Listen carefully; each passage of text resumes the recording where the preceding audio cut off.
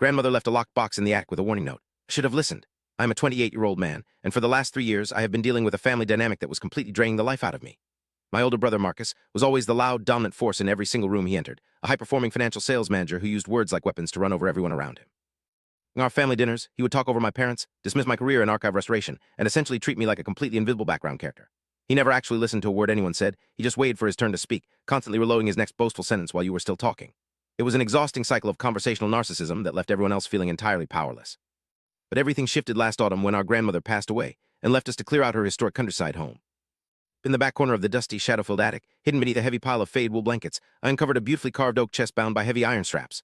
Resting right on top of the intricate brass latch was an old, yellowed piece of parchment with her elegant handwriting that read, "Do not open this box merely to satisfy your tongue, for the truth speaks only when the world falls silent." It was an honest, deliberate warning. Instead of instantly bragging about the find like Marcus would have done, I decided to keep it completely quiet. I carried the chest down to the empty study late that evening when the rest of the house was entirely dark. When I finally pried the lock open, there were no rare jewels or bundles of cash inside. Instead, the box contained a meticulous collection of personal journals, financial letters, and audio diaries from 40 years ago, documenting the exact corporate espionage plot that built our family's original fortune.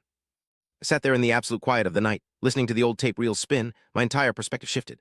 The documents proved that our grandfather had covertly pushed his own business partners out of the firm by exploiting their impulsive, reactionary arguments.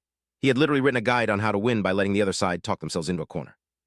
In his notes, I realized my brother Marcus was making the exact same fatal mistake in his life, using endless noise to cover up his deep insecurities and fragile deals. I made a conscious choice right then to adopt the strategy completely.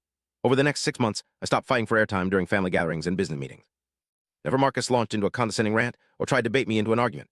I simply looked him directly in the eyes and maintained absolute, unblinking silence. The logical shift was staggering. When you refuse to reply, people become completely desperate to fill the void.